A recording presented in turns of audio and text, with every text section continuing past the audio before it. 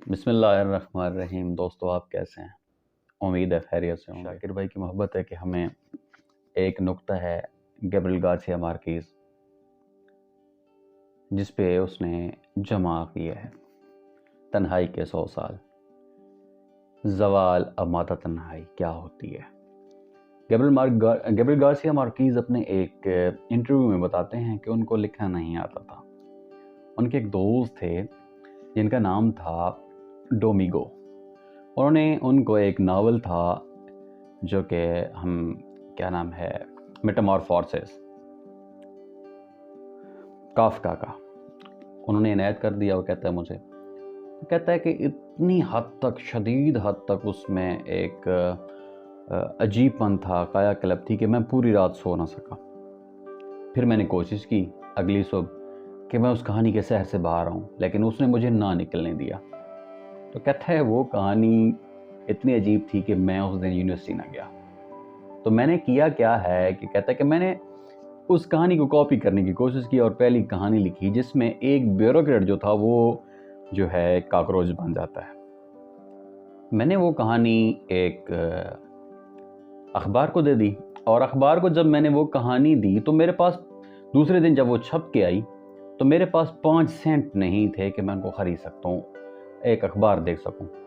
एक शख्स गाड़ी से अखबार लेकर निकलता है और मैं उसके पास गया कि मुझे बराह मेहरबानी आप अगर अखबार पढ़ चुके हैं तो ये दे दें। मैं भाग के लेके आया, एक वाशरूम में आकर रुका और मैंने देखी तो वो कहानी छपी हुई थी। मैं कमरे में पहुंचा तो मेरे दोस्तों ने शोर मचाया हुआ था। ये मेरा शुरुआत थी, वो कहता है। और गैब्रिएल गार्सिया मार्केज़ तन्हाई के 100 साल, 100 ईयर ऑफ सॉलिट्यूड, 3 करोड़ से ज़्यादा ऑफिशियल कॉपियाँ इसकी बिक चुकी हैं अब तक, ये आप खुद देख सकते हैं।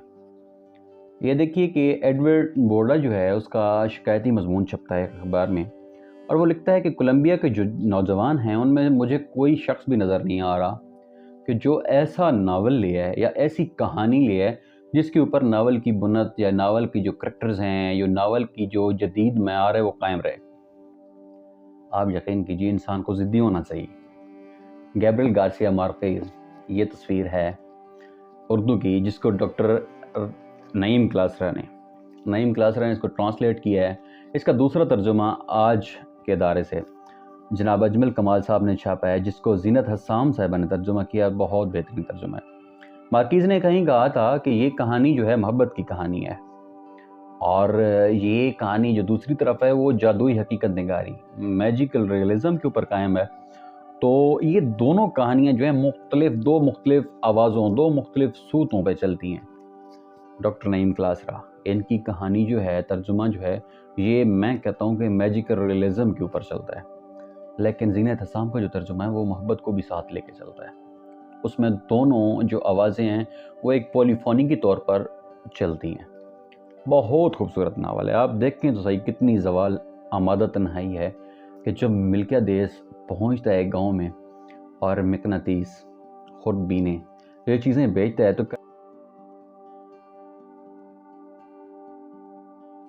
ज़वाल आमादा तन्हाई है। मिल्किया देश जो है जब इस इलाके में पहुँचता है, वो कौन सा इलाका जिसको कर्नल एलियानो माकोंदो कहता है, वो किसी ऐसे इलाके की तलाश में था। उसको एक ख्वाब आता है। आपने अगर कहानी इसको देखेंगे तो उसमें इसको एक ख्वाब आता है। कहता है कि हम उस इलाके में जाके रहेंगे जिसका नाम माकोंदो होगा। लेकिन जब उसे ये इलाका नहीं मिलता तो वो एक इलाके का नाम खुद माकोंदो रखता है, एक ख्याली बस्ती। तो मिल्किया देश इनको खुद बीने मकनातीस वगैरह बेचता है। ये साइंटिफिक दुनिया का जो इल्यूजन है उसकी तरफ लेके जाता है। कर्नल एलियानो जो है वो एक फायरिंग स्क्वाड का सामना करता है।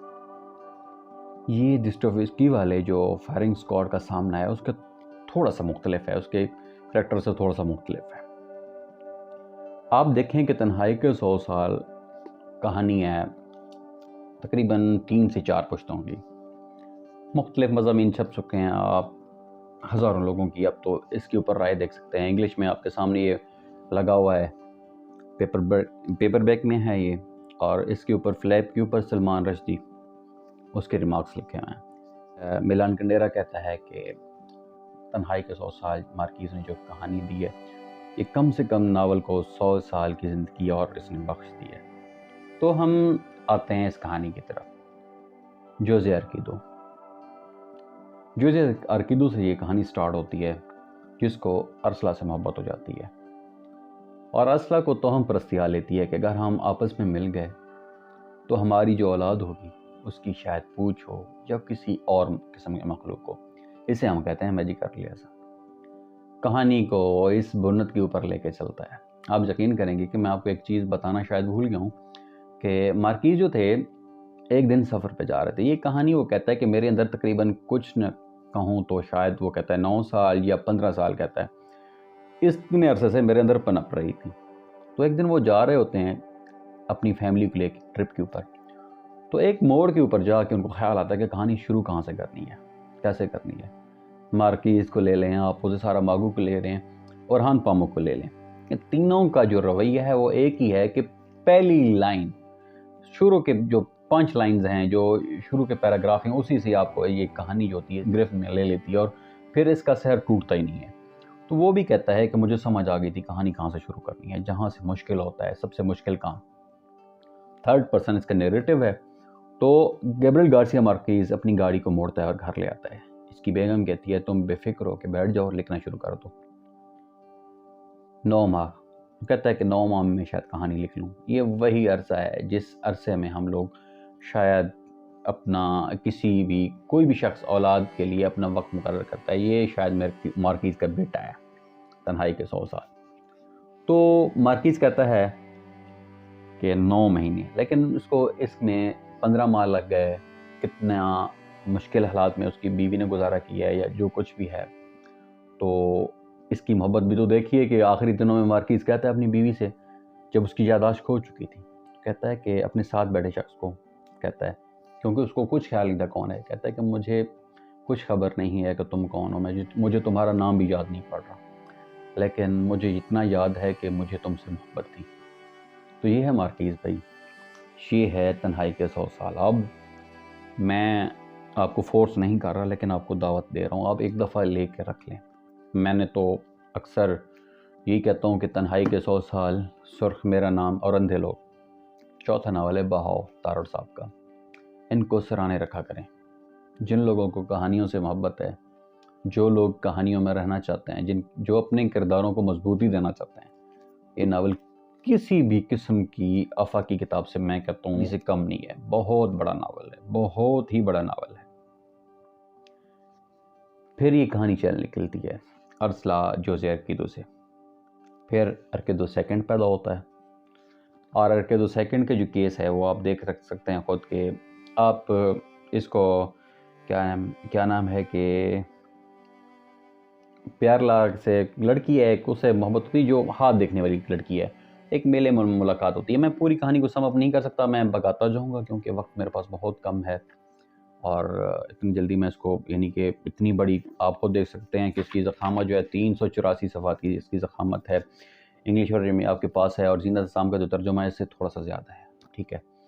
تو کہانی جو ہے وہ لڑکی ایک ہاتھ دیکھنے والی، اس سے اس کو محبت ہو جاتی ہے، پھر ان کی جو محبت ہے اسے ایک یعنی کہ ارسلہ سے، پھر ان کی آپس میں محبت سے شادی میں تبدیل ہو جاتی ہے، پھر کہانی چل نکلتی ہے۔ اس طرح یہ خاندان بڑھتا ہے۔ اگر آپ کو سب سے پہلے یہ کہانی کا مطالعہ کرنا ہے تو اس کے فرنٹ پیج کے اوپر ہی آپ دیکھیں گے، پہلے پیج کے اوپر ہی ایک شجرہ لگا ہوا ہے، اس کے پہلے پیج کے اوپر ہی ایک شجرہ لگا ہوا ہے اس پورے خاندان کا۔ اس کو آپ تھوڑا سا غور سے پڑھ لیں گے، پھر یہ کہانی انٹرسٹنگ ہے، آپ کو بور نہیں ہونے دے گی، آپ یقین کریں گے کہ میجیکل ریئلزم۔ کہانیاں کیا ہیں؟ انتظار حسین نے کسی انٹرویو میں کہا تھا کہ میں نے کہانیاں جو ہیں وہ لکھنی اپنی نانی سے سیکھی ہے۔ تو لوگوں نے اس کا مذاق اڑایا تھا کہ یار یہ کیسا بندہ ہے کہ یہ کہانیاں تو لکھنا اپنی نانی سے سیکھ رہا ہے۔ لیکن جب مارکیز نے یہی بات کہی تو لوگوں کا عقل آ گئی کہ نہیں یار، یہ تو ایسا کہا جا سکتا ہے، ایسی تو باتیں ہو سکتی ہیں۔ تو بالکل مارکیز بھی اسی طرح کہتا ہے کہ اس کو جو کہانیاں تھیں وہ اپنی نانی سے اس نے سیکھا تھا۔ تنہائی کے 100 سال فکشن ہاؤس نے چھاپا ہے، یہ جو میرے ہاتھ میں کتاب ہے یہ فکشن ہاؤس نے چھاپی ہے، اور بہت قیمتی اور بہت مہنگی مل رہی ہو، مارکیٹ میں شارٹ بھی نہیں ہے، آپ کو بہت آسانی سے مل جائے گی۔ فکشن، اور اس کے 3 تقریباً قسم کی برانچز ہیں جو دے رہی ہیں. کراچی میں بھی ہیں، حیدرآباد بھی ہے، اور آئی تھنک یہ لاہور میں بھی ہے. ہاں، مین برانچ کی لاہور ہی ہے. تو یہ ناول ہے تنہائی کے 100 سال. ایک دفعہ آپ ضرور دیکھیں کہانی کی بنیاد کیا ہوتی ہے، کریکٹر جاندار کیسے ہوتے ہیں، اور میجیکل ریئلزم کیا ہے. ہمارے ہاں افسانوں میں عجیب قسم کی جو چیزیں ہیں وہ انٹرپٹ کر کے لوگ سمجھتے ہیں کہ یہ میجیکل ریئلزم ہے، لیکن نہیں. آپ واقعی اگر کسی میجیکل ریئلزم بورخیز جس طرح ہے، یا وہاں رفو ہے، اس طرح کی چیزوں کو دیکھنا چاہتے ہیں تو آپ مارکیز کو بھی دیکھیں ضرور. اور یہ آپ یقین کریں کافکا کا بھلا ہو کہ اس نے میٹامورفوسس لکھی اور اس کے بعد ہمیں یہ ناول نصیب ہوا. بہت شکریہ، آپ سلامت رہیں. اور میں سید خیال مہدی آپ لوگوں سے ریکویسٹ ہے، جو میرے دوست ہیں، میرے محبت کرنے والے ہیں، وہ بھی اس چینل کو ضرور سبسکرائب کر دیں. اور ہم آپ کے ساتھ جو کتابیں ہیں عالمی ادب کی، میں ضرور آپ کے ساتھ لاتا رہوں گا اس چینل سے. انشاءاللہ ملتے ہیں نئی کتاب کے ساتھ.